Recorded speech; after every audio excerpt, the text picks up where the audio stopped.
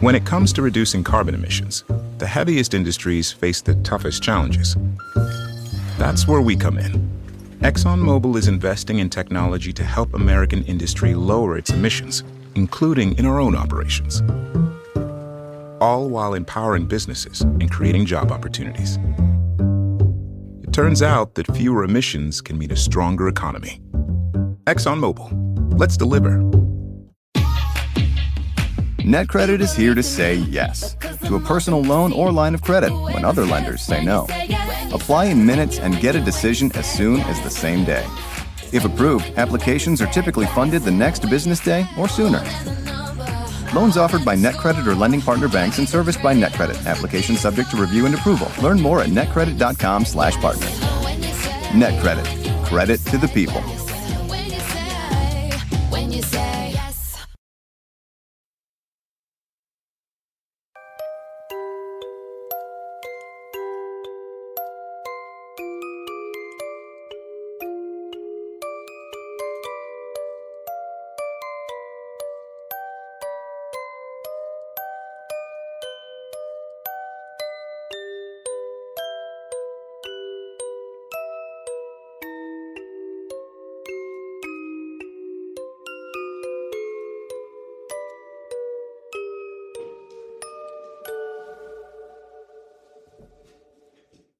Welcome to another episode of Fringe Beyond Limits.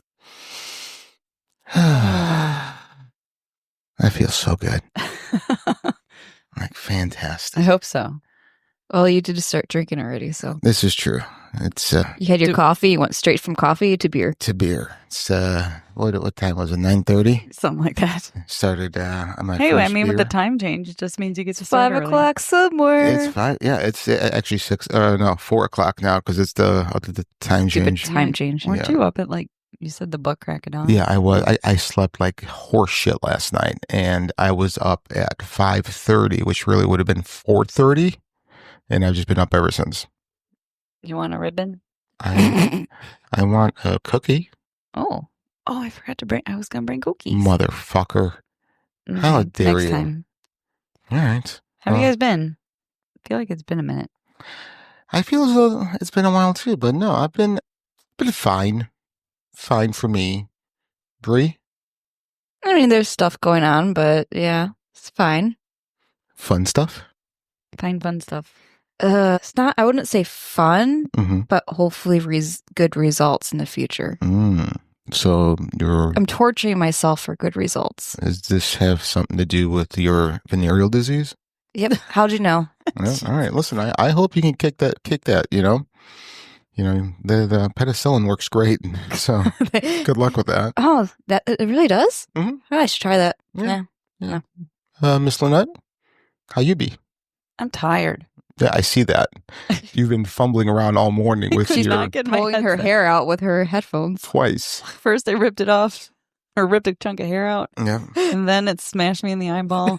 yeah. We can't do these early sessions on a time change day. That's why I started drinking. Does it help with motor function? No, but it makes me feel better about them. Yeah. So, I'm rocking a new look today. Oh, God. You It- guys are so lucky you can't Is it- see him. It's a very creepy look. Listen, the handlebar mustache. Your wife doesn't even like it. You can't bring it back. Oh, it's. I'm going to bring it back. No.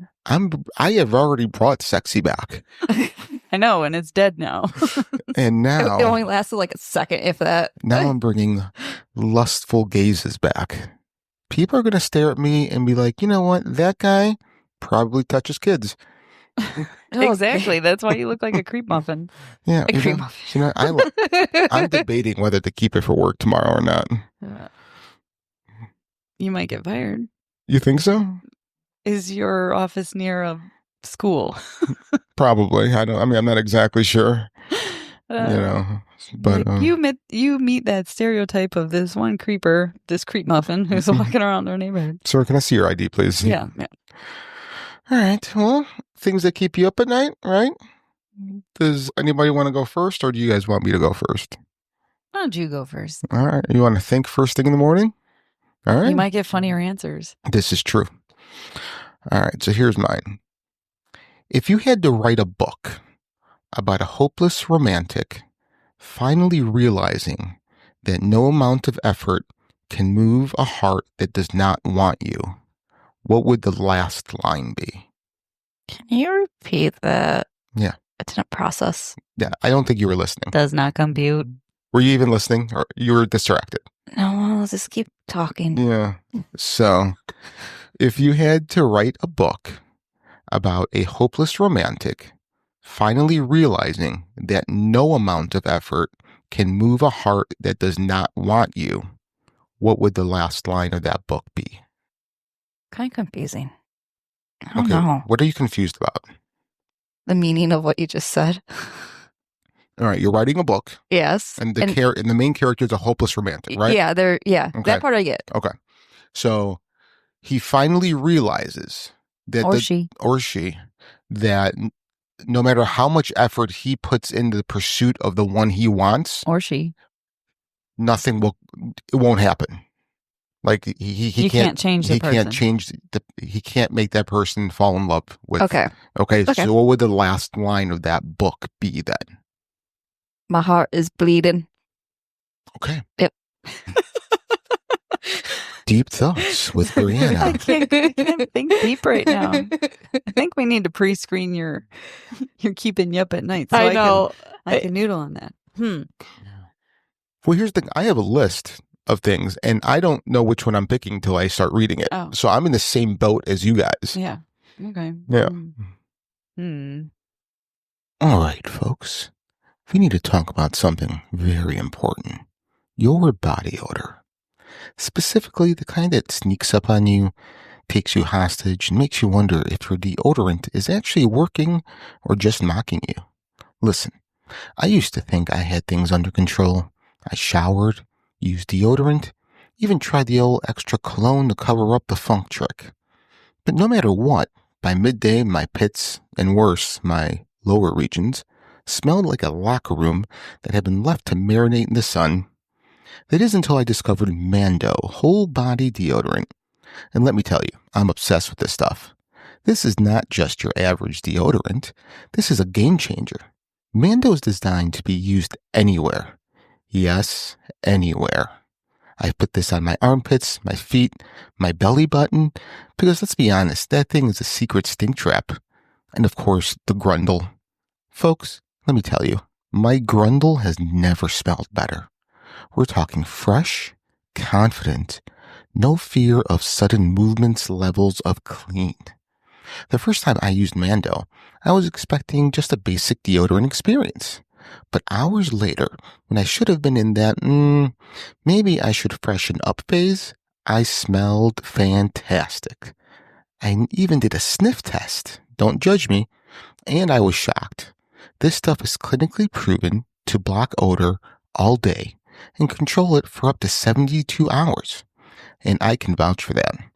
I used it before a long flight, and by the time I landed, I wasn't just not gross, I was actively fresh. That has never happened to me. And what makes Mando different? Well, for starters, it's powered by mandelic acid to stop odor before it starts. It's aluminum-free, baking soda-free, and comes in amazing scents like bourbon leather, clover woods, and Mount Fuji. Personally, I'm all about the bourbon leather. It makes me feel like a sophisticated gentleman, even when I'm just in sweatpants binge-watching TV. And listen, if you want to smell better, feel fresher, and finally stop worrying about surprise stink attacks, you've got to try it. Mando's starter pack is the perfect way to begin. It comes with a solid stick deodorant, cream tube deodorant, plus 2 free products of your choice, like mini body wash or deodorant wipes, and free shipping. And because I love you, and because I know you need this, you can get $5 off with our exclusive promo code FRINGE at shopmando.com. That's SHOPANDO.com. I'm telling you, this stuff is a lifesaver. Use code FRINGE, grab your starter pack, and finally stop waging war against your own nostrils. Trust me, your pits, your bits, And probably everyone within the 5-foot radius will thank you. Welp, I tried. Well, No, I don't know.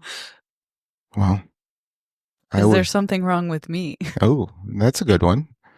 That is a good one. oh, I got it. Okay. Fuck that bitch. Wow. Yeah. There we go. Okay. I love your introspective view, guys. This is fantastic. I would go with something along the lines of, and for the rest of my days, I wondered what I did wrong. Ooh. He's got to be so, like, serious. Listen, so with all the shit that comes out of my mouth, I do need to have Literally or flip side. figuratively? like both. I am the yin to my own yang. Mm. You know, like I am the enigma that everyone wonders and ponders about. You know, so as much shit that flies out of my mouth, I gotta have some good thoughts. Yeah, you're a deep thinker. Thanks. Wish that happened in the bedroom. Don't go too deep there. Just shallow end of the pool. Shallow end of the pool. So, who wants to go next? I can go. All right. Okay. Let's say, what if you restarted your life from scratch? Would you end up in the same place? Do I know what I did already?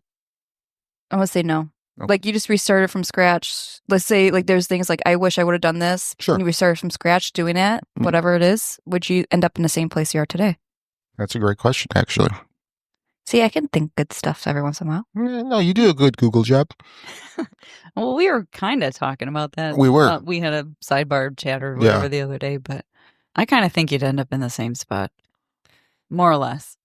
So, I mean, the house might be different, the characters might be different, but I feel like the themes would still be there. yeah. So I watched a movie years ago with, can't remember her goddamn name, Gwyneth Paltrow, called Sliding Doors. I did not do that movie. It's actually not a bad movie. Kind of a chick flick, Okay. but it's a pretty cool concept. Never heard of it. Really? Yep. Really, really cool. So the premise of the story is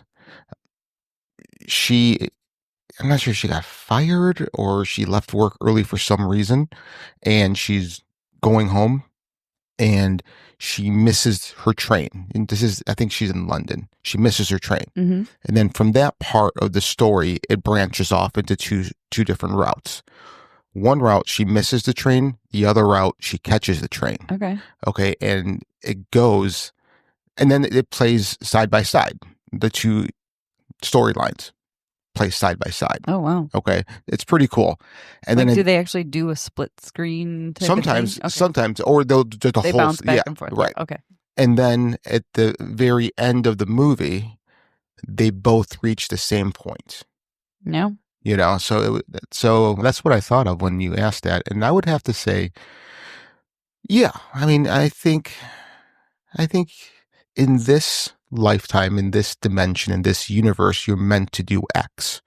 And it doesn't matter what choices, you're always going to end up in the same spot and have the same feelings and have the same difficulties. The same challenges Yeah. or experiences. Yeah. So my question, and this just popped in my head with this. Let's say, like, right now, you were a criminal. You were in jail. And you restarted your life from scratch, so you don't, because you want to be good. Mhm. Would you still end up a criminal in jail? Maybe not in jail as the literal sense, Like but the bars and doors. right, but maybe a jail figuratively. Maybe you'd be stuck in a situation. Mental jail. Right. Oh, yeah, makes sense. So I'm just opening up my second beer. Gadong. Might have to take a break and get another one during this I episode. was going to say, you're going to have to go to the bathroom. I got a bottle. Oh, Got an empty, gross. Oh, got an empty bottle. Don't worry about it. my husband had to do that while we were in the car on our way to Key West. Yeah, but he used like a sippy cup because his penis is small. He used his to-go cup that we just had lunch. We had like lunch and we ate in the car, and he's like, I need to go. And we were stuck in a line because it was traffic and we couldn't move. So he's like, I have to go. I'm like, oh God. And he's doing it right there. I'm like, I don't want to watch. You And I'm like, I hoped it really didn't smell too.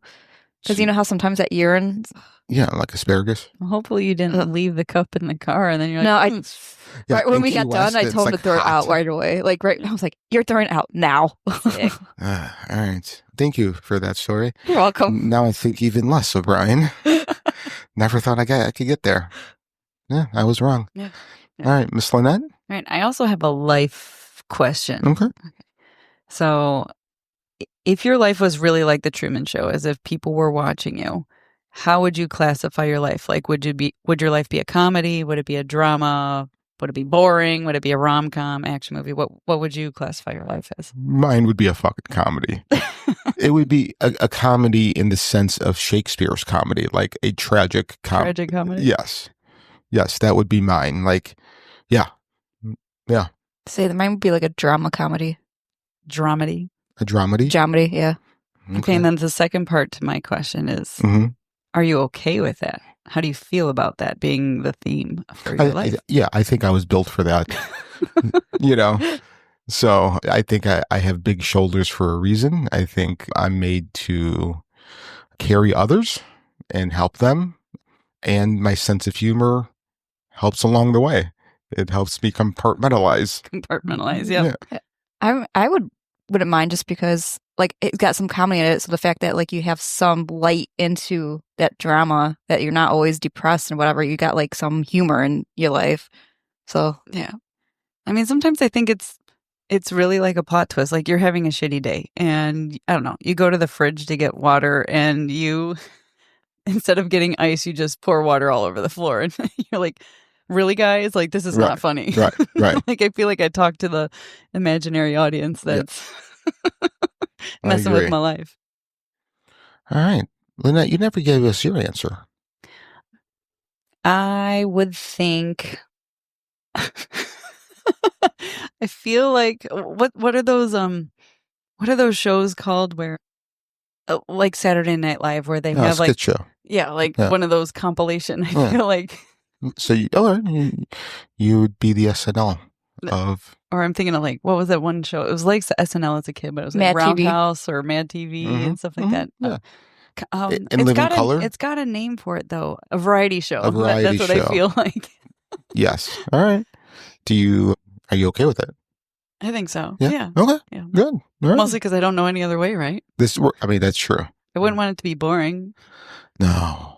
Can And you imagine if I was boring? We wouldn't be here right now. This no, is we true. wouldn't. I would not. Yeah. I don't think you would be with Missy. Missy wouldn't be with me. And I'd be happier. So, Jeez. but Not true. all right. Nobody would yell at you about that mustache, though. This is true. Yeah. Yeah. I mean, she literally But how would you said- dress yourself? You're colorblind. You'd be a hot mess. I know, but that's why you always see me wearing solid colors, and I rarely wear like pastel-y or like weird colors. Even though I do like them, I just see the wrong ones. Yeah. So I was also thinking she wouldn't be yelling at you too to hurry up, you're pooping. I know. I mean, Jesus Christ, just let me fucking shit in peace. Hurry up and poop. All the time. All the time. Well, that's why you I'm get like, married. No, it's not. All right. So what are you talking about today? The Robot Empire. The Roman Empire. Yeah. Wow. Like gladiators and stuff. Mm. Or like a woman's Roman Empire. Like that Hey. whole Hey, Jimmy. Ooh, yeah. trend that went around. Do you? Are we talking about toga parties? Ooh. Hmm. I like a good toga party. Have you guys ever been? No. No? I feel like that was a 70s thing. No, it's probably more like an 80s. Close 80s enough. and early 90s. Hmm. You know. When did Animal House come out? Oh, that came out in like the 70s. Oh, that's why I guess. Yeah. I still did it when I was in college. I just Yeah? never went to one. I don't know what the appeal is about wearing sheets. Well, I mean, we could ask the KKK that. I was thinking Halloween like ghosts. Jeez, you had to go there. I mean, well, you know, it's a ghost with a pointy hat. I guess so. Like, what if there's a ghost? Maybe it's a ghost with a dunce cap. Exactly what I was about to say. Exactly. It is also. You stole the Stupid words ghost. right out of my mouth. Stupid ghost. I love that. Yeah. And go sit in the corner, Timmy, with their dunce hat on. Can you imagine if they still did that in school these days? Did you ever see the South Park where Cartman dressed up like a ghost for Halloween and it was a KKK outfit because he had a pointy hat? Oh, it was so. I mean, it's like early on, like Yeah. the first 2 seasons. Oh, it's so funny. And like chef was like, what the hell? Right. And so, so today talk about how the Roman Empire possibly never went away. Boom, boom, boom. What do you guys think before we jump in? Do you think it's a possibility? I never really thought about it, so I can't tell you. I have a question. You say that a lot. Yeah. What do you think about? Butterflies, rainbows, and unicorns. My mom just gagged. That's why I said that. Well, if she listens to this. She gagged for another reason. Oh, gross. I know. Fairies. It's not nice to name call. Miss Lynette? Well, I don't know. If you kind of go with the whole energy cannot be created or destroyed, I tend to believe that it just transferred. Okay. It evolved. Okay. Well, let's jump in and see what everyone else thinks.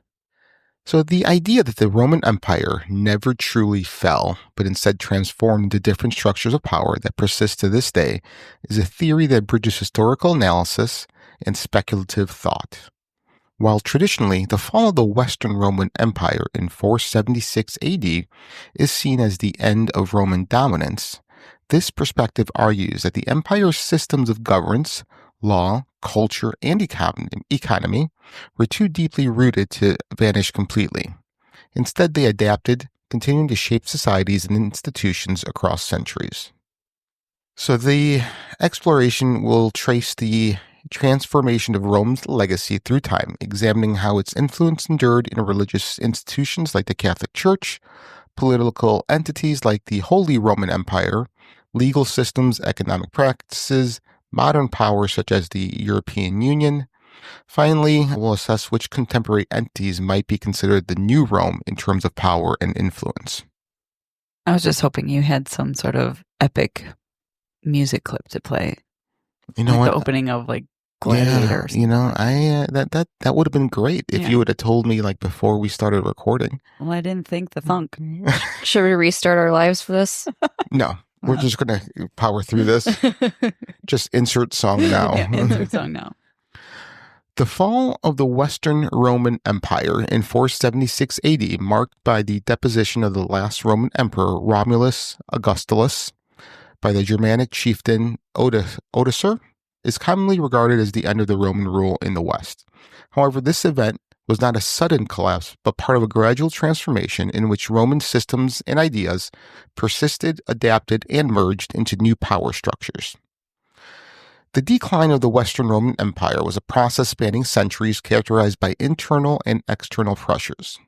Economic instability, heavy taxation, inflation, and reliance on slave labor weakened the economic foundation of the empire. The empire's vast borders stretched its military thin, making it vulnerable to invasions from groups such as the Visigoths, the Vandals, and Huns. Infighting among Roman elites and frequent changes in leadership destabilized the empire. The empire's multicultural composition created difficulties in maintaining a cohesive identity.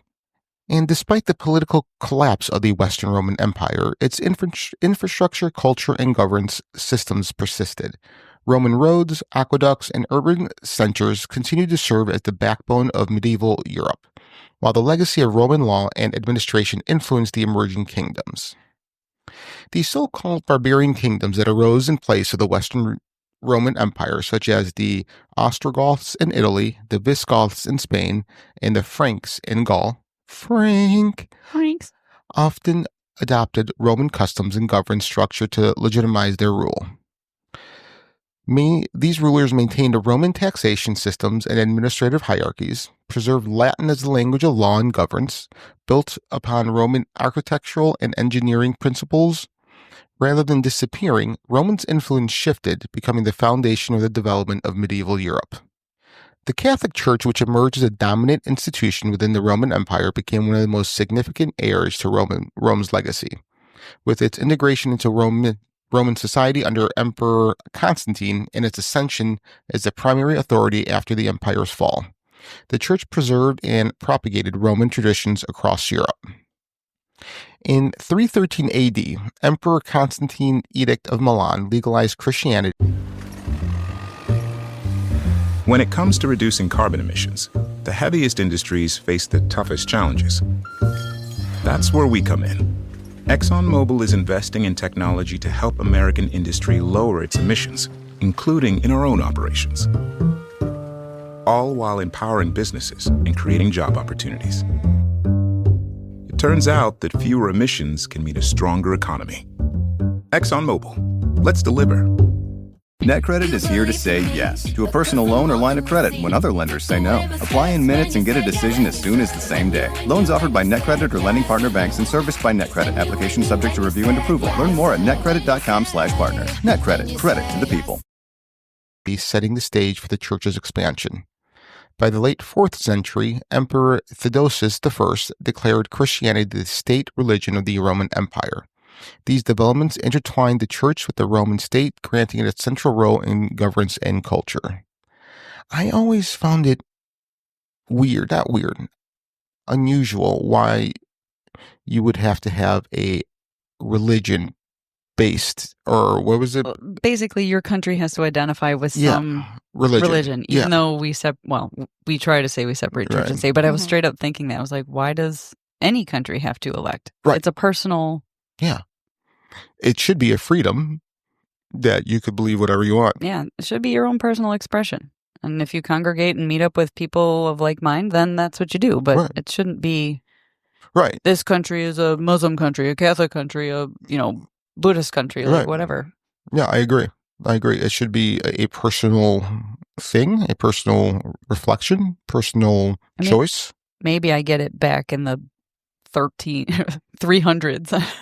Well, I mean, but it's still a thing today. Yeah, no, it is. Especially nowadays in the climate that we're going through. I just always found that odd. And, why do you have to wear the cross on your chest?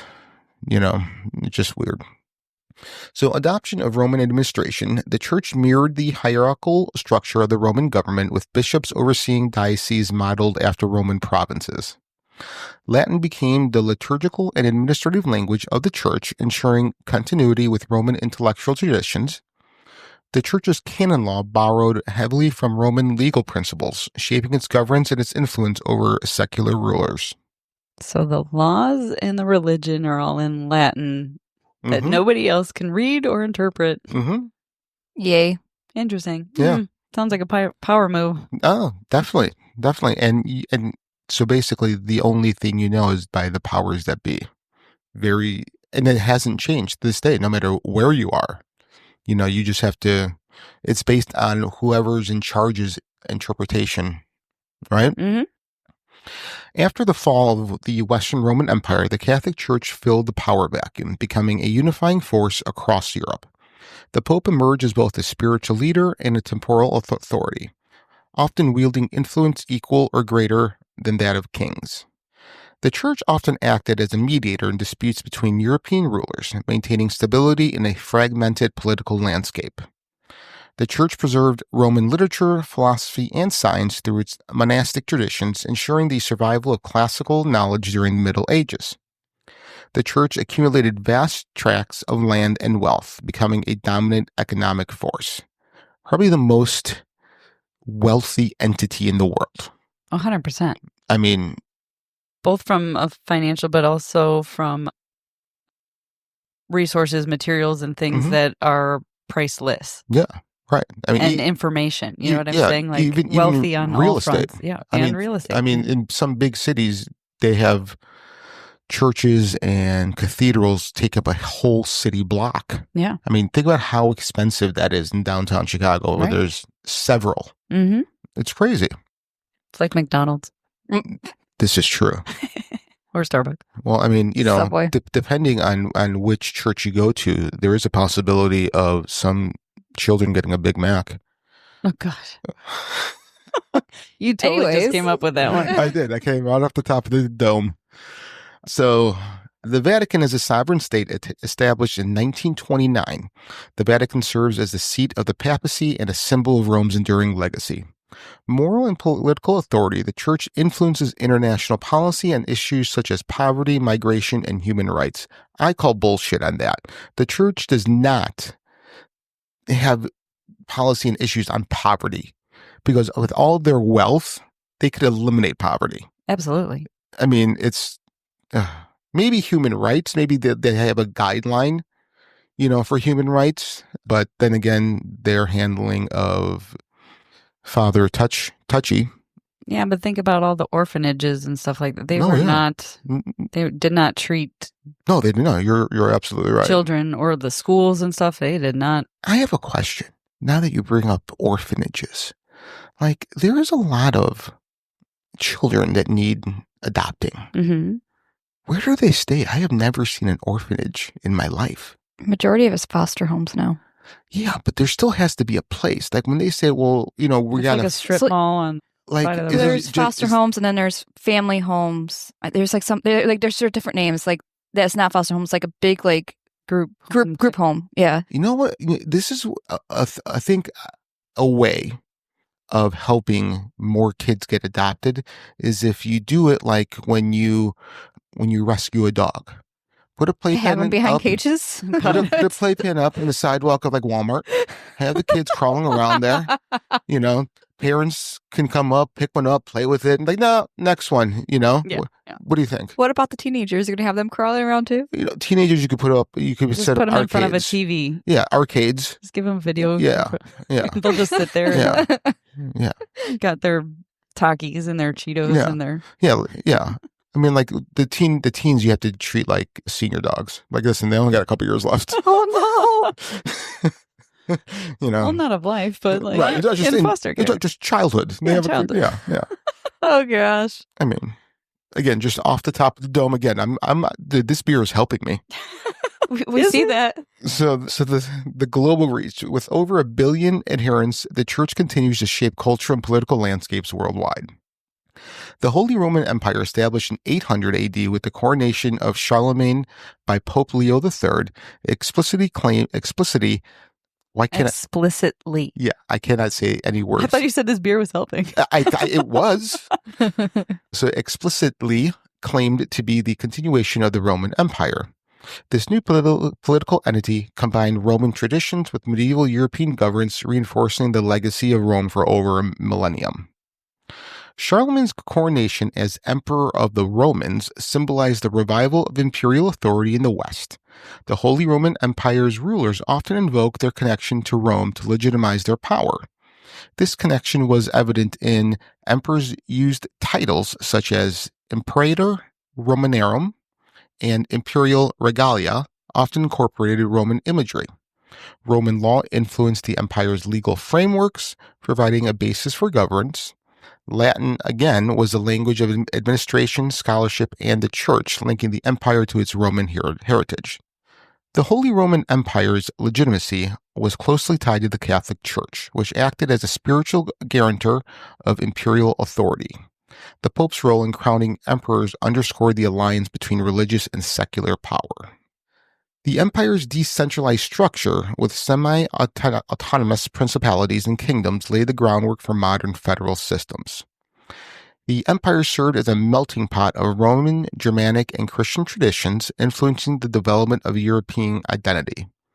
Although the Holy Roman Empire dissolved in 1806, its legacy endures in the political and cultural frameworks of Europe.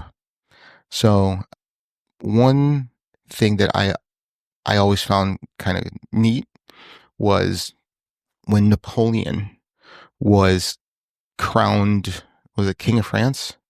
So during the coronation, every time someone is crowned, the Pope would always place the crown on said person's head. Mm-hmm. Because, like this says, the Pope was the head of Europe, of everything, right? Right. Napoleon took the crown from him and crowned himself. So the imagery there is like the Pope has no power. I'm the power. That was just like a That was slap in the face. 100%. 100, and everyone was stunned when that happened. And that could have been possibly one. How could he reach? He wasn't that short. People say he was like average height, like for back then. So, I think he was like Napoleon height. Let's see. 5'2". 5'6". You said five. One. You said 5'6". The other says 5'2". So the Google machine is wrong. Yeah, the Google machine is giving different. So between 5'2" and 5'6" in 1800s. I mean, he died in 1821. So Okay. yeah, I mean, I think. So is that just a twist of history to make him sound like a little man with a big ego? Maybe. Very possible. Mm. I mean, again, the history is written by the victors, and he was only a victor for so long. Mm-hmm. So, Roman law is perhaps Rome's most enduring legacy, influencing legal traditions worldwide, codified under Emperor Justinian I as the Corpus Juris Civilis. Roman law provided a framework for governance, commerce, and civil rights that continues to shape modern legal systems. I have a question. Why is all the Roman words always Corpus Juris Civilis? There's always an S at the end. Have you noticed that? Because they like their S's. Well, Italian, all the words typically end in vowels. Well, yeah, but Italians were Romans. Yeah, well, apparently not. Wow. Damn. Because maybe they couldn't carve the S's, so they switched to E's and I's. I mean, how do you carve a round? I don't know. I'm not a carver. Mason. Yeah. A carver. I'm not a carver. I'm a paoletti. Corey carver. Paoletti. That sounds good, doesn't it? Paoletti. Paolettis. Mi chiamo Francesco Paoletti. You got to put an S on the end. No, I'm Italian. Paoletius. I hate you guys. I just let pale lettuce. What kind of lettuce? Iceberg? Lettuce. What kind of pale lettuce? Pale lettuce. The Corpus Juris Civilis, which is the body of civil law, was a monumental achievement in legal history comprising 4 parts. The Codex Justinianus, I can't even say it, a compilation of existing Roman laws. The Digest, which are summaries of legal opinions and interpretations by Roman jurists. The Institutes, a textbook for law students summarizing legal principles. And the Nouvelles Constitutions, new laws enacted after the initial compilation. This codification ensured the survival of Roman legal principles, influencing both the Byzantine Empire and medieval Europe. During the 12th century, Roman law was revived in Western Europe through the study of the Justinian Code at universities like Bologna. This revival played a critical role in civil law systems. Countries such as France, Spain, and Italy developed legal codes based on Roman law, emphasizing codification in written statutes. In canon law, the Catholic Church incorporated Roman principles in its governance, influencing secular authorities. Roman law underpins the legal system of over 150 countries, particularly in Europe, Latin America, and parts of Asia. Even common law systems in the UK and the US has integrated Roman concepts such as habeas corpus, subpoena, and due process. I hate that there's a B in subpoena. Just saying. Well, it's subpoena. Subpoena. And that's not like how people say I know, it, people do. They just say subpoena. Subpoena, yeah. Yeah, it's a silent B. Yeah, but it's not silent. It should be subpoena. Meh. Subpoena. I heard you say pina, like a pineapple. I did say it. Actually, I'm in hearing PETA. I think we're all hungry. We didn't have breakfast. We did not. This is true. So, see, if we had an intern, they could run out and get us, They like bagels. Yeah, moons over my hammy. Missy could be an intern. She doesn't listen to me when I really need something. She's not going to listen to me now. You're like, my leg is bending the opposite direction it needs to. Yeah, rubs under. Pretty much. No, she'd be like, suck it up. Pretty much. Yeah, when I was on crutches, she's like, suck it up. And I'm like, really? So property rights. Roman distinctions between public and private property continued to shape modern laws. Contract law. Roman principles of mutual consent and obligations formed the basis of commercial agreements and codified legal systems. Modern constitutions and civil codes reflect Roman frameworks. European monarchies often sought to connect their rule to Roman Empire, using its legacy to legitimize their authority. This connection was evident in their titles, rituals, and governance structures. Divine right of kings. Monarchs claimed their authority derived from God, echoing the divine status of Roman emperors. Symbolism titles. Rulers adopted Roman-inspired titles such as emperor and Caesar. Russian czars derived their title from Caesar. Oh, that's interesting. Caesar salad. Yeah. I would like a czar salad. Little Caesars. I would like a big czar. Ceremonial practices, coronations and state processions borrowed from Roman traditions. Palaces and cathedrals. These often featured Romanesque designs symbolizing continuity with Rome. Latin remained their language of court law and diplomacy.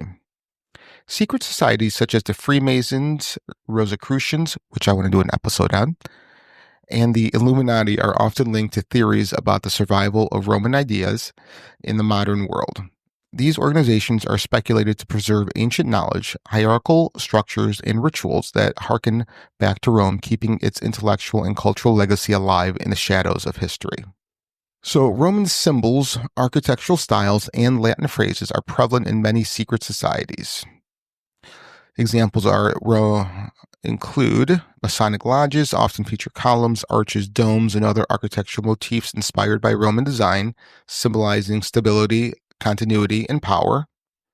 Freemasonry and similar societies frequently use Latin phrases such as ordo ab chao, which is order out of chaos, echoing Rome's organizational philosophy during times of crisis. And secret societies employ rank-based systems to the cursus honorum, the sequential hierarchy of public offices in Roman governance. I cannot talk all of a sudden. It's the beers. Dude, I've had 1.5. You're lightweight now. Maybe, because I don't eat. All right, so many secret societies claim to be custodians of ancient philosophical and scientific knowledge, including the works of Roman thinkers like Cicero, Seneca, and Marcus Aurelius. Some Masonic rites draw inspiration from Roman and pre-Christian traditions, incorporating symbolic gestures and ceremonies that evoke Rome's imperial and spiritual authority. Conspiracy theories often speculate the secret societies play a hidden role in modern geopolitics, economics, and governance, acting as the heirs to Roman power.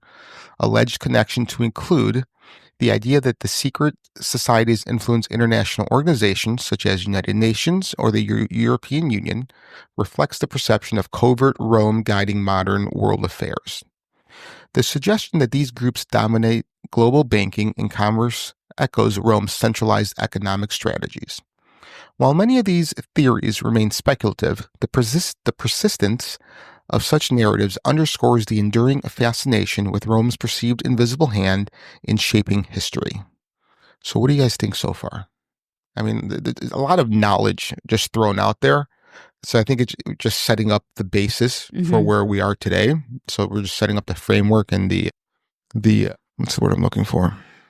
The framework, yeah. The outline, the background, the foundation. Foundation, Okay. That's the word. Thank you. I was thinking the same thing, but I kept thinking fundamental. I'm like, I know it starts with an F, and it's not ringing in my head. Like, what's that game where you're like charades and you're trying to guess the word? Yeah. That's actually great podcast work. You're just playing charades. Yeah. We should do that one time. And have the audience play Audience along. participation. Yeah. Yeah. That's a horrible idea, but yes. The Roman Empire's economic system was highly advanced for its time, integrating taxation, trade, and currency into centralized framework that sustained its vast territories. Many modern financial practices can trace their origins to Roman innovations, demonstrating how the empire's economic influence has shaped the global economy. So we can blame you for taxation. Yeah. Just okay. Thanks. Yeah. Actually, Fucker. I believe it happened before that. Didn't it? Didn't it happen in Greek? Greece. Yeah. Greece I was lightning? going to say Greek times, but I Greek just times. stopped Greek talking. times. Grecian times. Just stopped talking. Yeah. You know, like the time of yore. So the Roman denarius became a widely accepted currency, facilitating trade across the empire's diverse regions. The standardization of coinage served as a precursor to modern monetary systems. Rome developed a sophisticated system of taxation, including land taxes, customs, duties, and sales taxes. These revenues funded public works, military campaigns, and administrative expenses. What the fuck is going on over there? Stuck in my I'm trying to take my coat off and I'm stuck. All I see hurts is you to laugh. wrestling with nobody out of the corner of my eye, and then you start biting your own jacket. I was trying to be subtle. That was not. Do you need help? It's still stuck. Bree, do you want to help her? Like pull a sleeve or something? And there we go. It's like ripping my sweater. Ah. Okay. Just go back to your regular life. Go back to your regularly Back to your scheduled programming. programming. Thank you. Yeah. Holy shit. What was Hopefully I that? don't get cold. Uh, Hopefully I don't get cold. the Empire's Jesus. The Empire's road systems and naval routes connected Europe, the Middle East, and North Africa, fostering a globalized economy long before the modern era. The concept of state-backed financial institutions such as Roman treasuries laid the groundwork for central banking. After the fall of the Western Roman Empire, economic systems inspired by Rome persisted. Families like the Medicis in Florence revived Roman financial practices during the Renaissance, establishing banks that resembled Roman public treasuries. Roman trade networks became the foundation for medieval fairs and marketplaces, linking cities across Europe and beyond. Institutions like the Federal Reserve and the European Central Bank operate on principles reminiscent of Roman treasury systems, regulating money supply and ensuring economic stability. Organizations like the World Trade Organization facilitate global commerce in a manner akin to Rome's trade policies. The euro, a unified currency across the European Union, mirrors the role of the denarius in unifying economic activity across a diverse population. The Roman concept of civitas, community or citizenry, underpins modern ideas of economic citizenship, taxation, and wealth redistribution. Social programs and infrastructure investments in contemporary nations echo Rome's emphasis on using public funds to benefit society as a whole.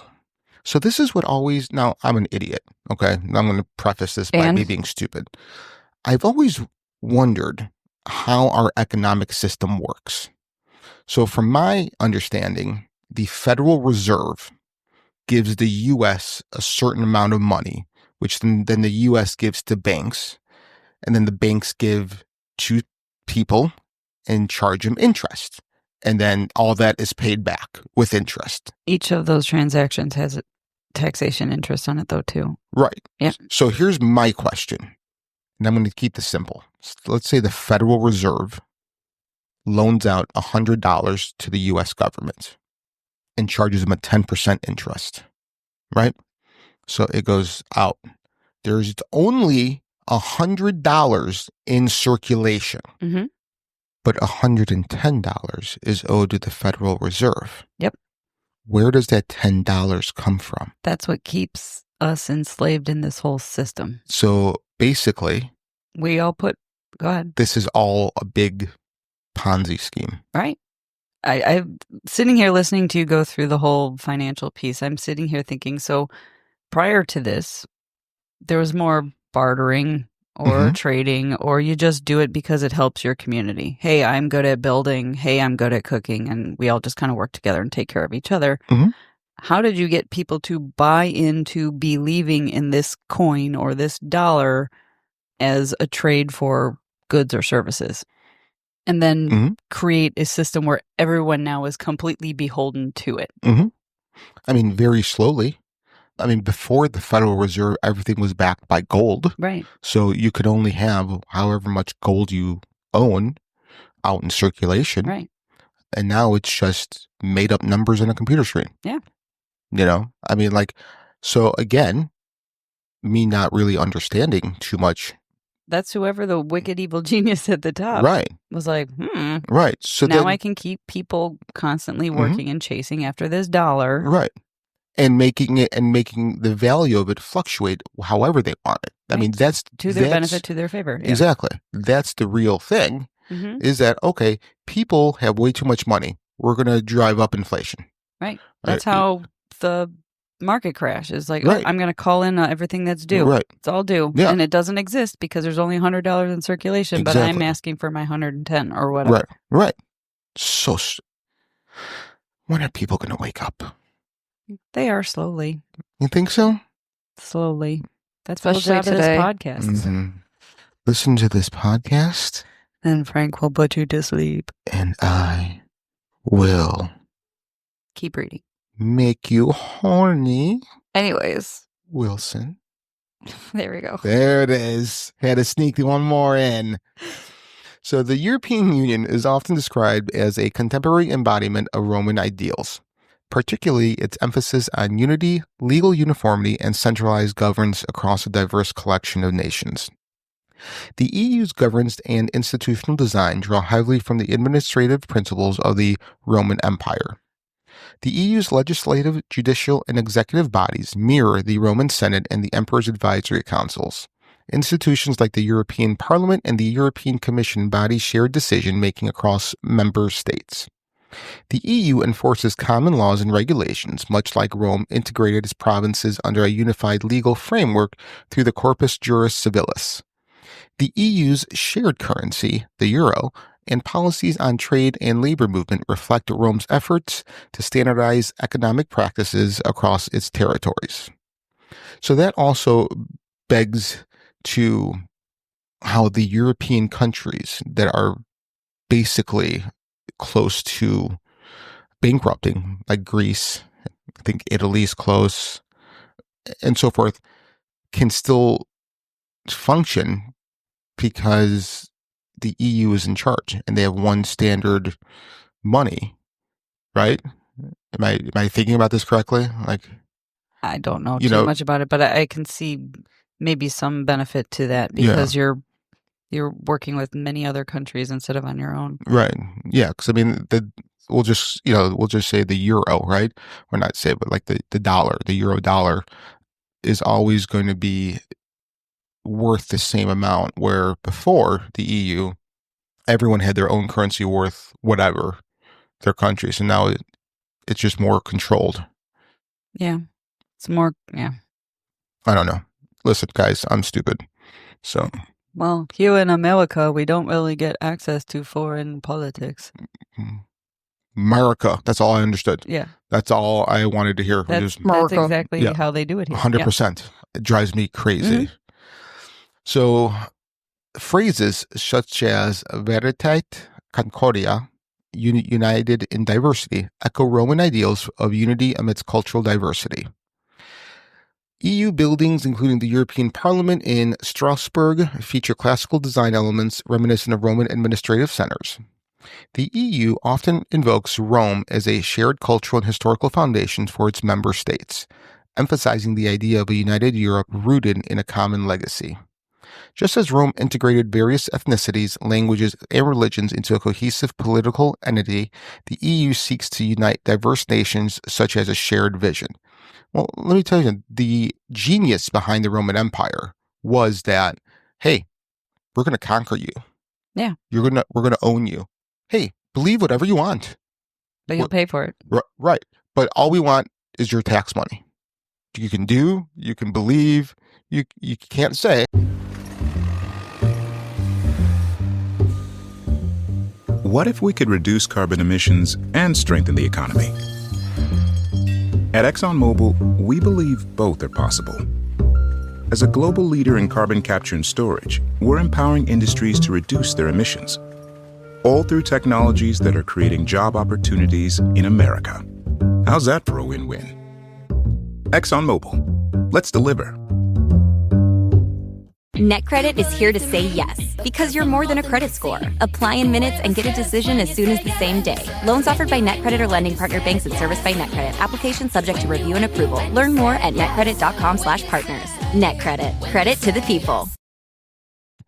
Because speaking against Caesar was punishment. But you could believe whatever you want, have whatever religion you want. That was the genius behind it back then. All we want is to get your money. Sounds like a mafia. Well, of course it does. I like it. I like it that way. So with a GDP rivaling that of the United States, the EU is a major player in global markets. The EU acts as a unified bloc in international negotiation, echoing Rome's role as the mediator and power broker in ancient geopolitics. The European Union's ambition to foster unity and cooperation across national borders reflects the Roman Empire's vision of a stable, integrated world order. The influence of Roman principles and systems is evident in several modern entities that are often described as heirs to the empire's legacy. These institutions and powers embody Rome's ideals of centralized governance, legal uniformity, and global influence. The United States is frequently likened to Rome, both in its republican foundations and its role as a global superpower. The U.S. Constitution incorporates Roman republican ideals, include a Senate, checks and balances, and the principle of representative government. Like Rome, the U.S. maintains a vast and technological advanced military projecting power across the globe. Through Hollywood, technology, and media, the U.S. spreads its cultural influence, echoing Rome's dissemination of Greco-Roman culture. The Vatican. As the seat of the Catholic Church, the Vatican retains a direct link to Rome's religious and political authority. The Pope's role as the head of the Catholic Church mirrors the dual authority of Roman emperors as both political leaders and religious figures. The Vatican's status as an independent city-state within Rome underscores its continuity as a center of power. Right. We create rules or whatever that we mass blast far and wide across the globe, but we're just this own independent country. Right. Nobody can come in and audit this or do that. Right. Right. Yeah. And all we're really doing is harming ourselves when we do that. By not basically following our own checks and balances. It doesn't make sense. Right. Well, that's not what religion asks you to do. Right. Right. They just want your belief. Blind faith. Pretty much. Yeah. Which is why I am not a fan of religion. Agreed. If people are religious, that's awesome. That's great. I hope it helps you be a better person. But personally, I see the control factor of it all.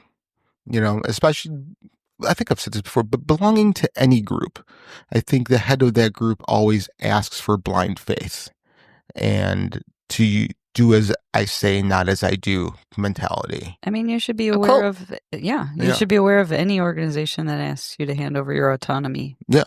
I agree. Types are a cult doesn't mean a cult is a bad thing. Yeah. I mean, Just you can look at anything, secret societies. Right. Clubs. I mean, it's just sororities, fraternities. Yep. All the way up to work, work, or even up to like political stances. Like, it's so easy to get caught up in like my side and your side. So I had this happen at work. I'm not going to say what side is which, but this lady looks at me, I was talking to my boss, and the lady walks in and they were talking a little bit of politics, and she looks at me and asks my boss, "Oh, is he part of our team?" And I look and I go, "What team?" I go, "Aren't we all Americans?" I mean, and that pretty much shut her up, but I mean, like, in all honesty, you go to any military cemetery, it does not say so-and-so Democrat, so-and-so Republican. It just says American. Yeah. And that's all we are. We could believe to follow whatever set of standards we want, and politics is just my opinion and how I think it should be run. That's all it is. And people losing sleep and fighting and arguing over something this silly, Well, I mean, you can even take it a step further. You don't have to be American or Canadian or, insert country here. At the end of the day, we're human beings. 100%. Yeah. 100%. And we all have different experiences. We all have different opinions, but by putting labels on things, it forces an opinion on you and a perception of you. Right. Yeah. And then we keep just adding more and more and more and more and more labels to refine you down to who you are, but really it's segregating level, you're human. Well, yeah, and that's also just segregates you from other people. Sure. Like, so I think that you'll never see an uprising of citizens against the government in the U.S.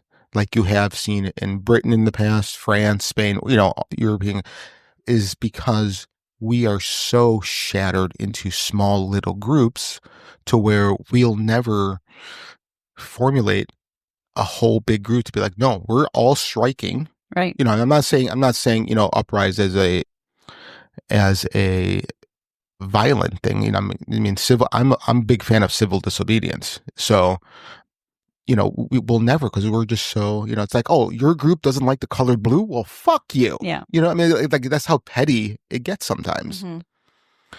All right, so let's go back here. So global financial institutions. So organizations such as the International Monetary Fund, World Bank, and World Trade Organization embodies Rome's economic principles. These institutions regulate global markets, manage debt, and facilitate trade, reflecting Rome's centralized economic strategies. Their emphasis on unifying financial systems echoes Rome's standardization of current and trade practices. Companies like Amazon, Google, and Apple wield influence across borders, shaping policy and culture, much like Rome shaped its provinces. These corporations operate on a scale comparable to the Roman Empire, dominating markets and industries worldwide. Their ability to shape consumer behavior and technological adoption mirrors Rome's role in spreading innovations across its territory. So the theory that Rome never truly fell but transformed into enduring institutions is supported by the pervasive influence of its systems. From Roman law to monarchical traditions to the Catholic Church, economic systems, and the European Union, Rome's legacy persists as an active force in shaping the modern world. Whether through conscious emulation or the organic survival of its structures, the spirit of Rome continues to define governance, law, and culture. Far from being a relic of the past, Rome remains an internal empire in disguise. So I think the question out there is, did the Roman Empire serve as a model for all of these categories that you essentially just listed out? Or did descendants of that Roman I'm totally blanking on words. Empire. there we go. Fraction off into these areas to spread their reach even wider? It's a great question. I would say that the Roman Empire's rules, laws were taken by groups and modeled them how best to control Their sector. Right. Yeah, that's what I would think. I don't think the Roman Empire still, quote unquote, exists under any of these, you know, either, you know, the US, the EU, Vatican, a global financial institution, or multinational corporation. I think the way the Roman Empire was set up, they just took whatever best practices fit those to dominate their field. I'm thinking, like, at the beginning, back in like AD and whatever, it was more the descendants, and then it gradually went to the part where we're taking those ideas and being like, okay, like Frank said, like taking the best parts and incorporating it into our everyday lives. So I think it started all as descendant, and then came to, we're taking this idea, making it our own. Yeah. No, I like to go down the conspiracy route. I want to think the families are still running it all. I know you do. You and your conspiracies. No, I actually. I mean, I love it though. Oh yeah, 100%. I do. You know, like It gets people thinking. Like the fun thing about conspiracies is that you can find big parts of them that hold water. Like some of them may not be true. Some of them have been proven true, you know, and it's just fun to kind of go down a rabbit hole of, well, this part of this theory is true. I can Google it and it's true. And then like the really weird stuff, you're like, well, I can't find any information. So is that the part that's hidden? Right. Yeah, no, it's fun. It's very fun I kind of use them as like thought experiments. Yeah. You know, that's how I kind of look at it, and it just gets my mind rolling. Yeah. I don't know. rolling. I guess I just Exactly. think of it, okay, you know, like mafia families, Yeah. whatever. Yeah. You have your Don. Mhm. They run the show. You have your hitman. You have your people who are hustling. You have people. Your consigliere. There you go. You got all those. Did you just say a cunt? No, it's Italian for cunt. Yes. Oh. No, consigliere. You know what that is? Their advisor. Their counselor. Yeah. But yeah, so like everyone has a specialty in the quote family, whether they're blood related or not. I'm Right. just thinking, I don't know, prestigious families like to keep their prestige within their network, within their circles. Well, They're not going to go marry somebody working at IHOP. Or, I mean, maybe, but they'll just bang them. But no, I mean, you said something there that they may not be blood-related family, but they are, because only a full Italian can be a made man. So they still have to have the Italian lineage. It may not be like within that specific Paoletti family, but they would have to be 100% Italian to be a made man. Paoletius. well, you're African, so you can't be a made man. That's true. I'm trying to wonder. I'm trying to think. Trying to wonder. I'm trying to think. Sorry, I'm trying to think if what you just said is racist or not. You said you had to. What is 100% Italian? I have no idea. How far back in a biological I'm just string? teasing. No, I know, but I'm just saying, teasing. like, You're not. what is a that wasn't full-blooded racist. anything anymore? We're all mutts. Well, my Except for family, my grandma. So my The melting family's pot. lineage, started in Italy, Well, as far back as you can go. right? No, but That's what I'm saying. Like, how far back do you right. go? Oh, I agree, but I think as far back as you can find research for. You know what I mean? Like, of course, we all came out of the cradle of civilization or cradle of humanity, is just Africa. We all have African DNA in us, but we can't. We don't have the history to go back that far. So. Just say No, I know, and I'm answering. I don't like your answers. Well, fuck off. As far back as I can look. As far, yeah, that's what I think. I mean, What if you have a great grandma Susie, mhm. who is from, I don't know, Argentina? I was thinking Argentina. You read my fucking mind. That was crazy. I was reading your eyes. Yeah, I do have pretty eyes. No, I was reading your brain through your eyes. Oh. Yeah. Thanks for the psychic message. Anyway. Understood. Well, yeah, I mean, then you would say I'm, 1% Argentinian, right? But like, so I did do a little research on my mom's maiden name, which is Scapoletti, and it actually originated in Greece. So, I mean, yeah, so I would say, it makes sense because the Roman Empire was founded off of Greek immigrants that traveled. Well, and that's the thing. And that empire was so damn huge. Right. And then it emulated the Greece's traditions and all that. That's why they have the same gods, just named something different. Right. So that's basically who started the Roman Empire. And then, Italians became Italians and we fucking rule. So since you have Greek background, you should be Paolettis. I'm a Paolettis. I'm a Francescos Paolettis. So, all right. Well, anything else to close out the episode here, ladies? Nope.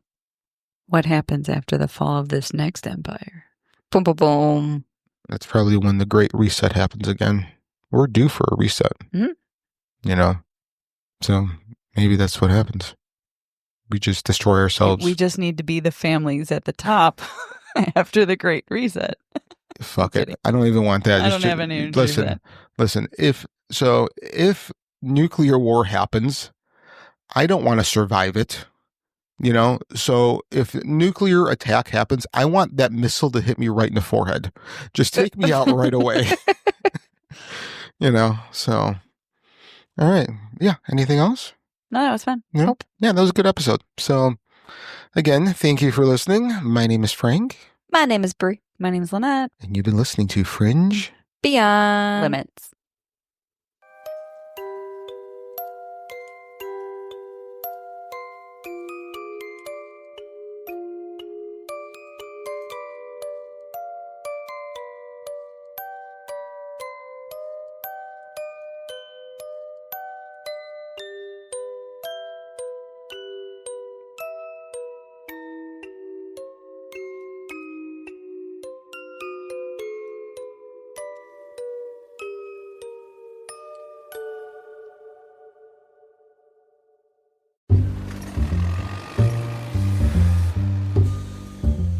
What if we could reduce carbon emissions and strengthen the economy?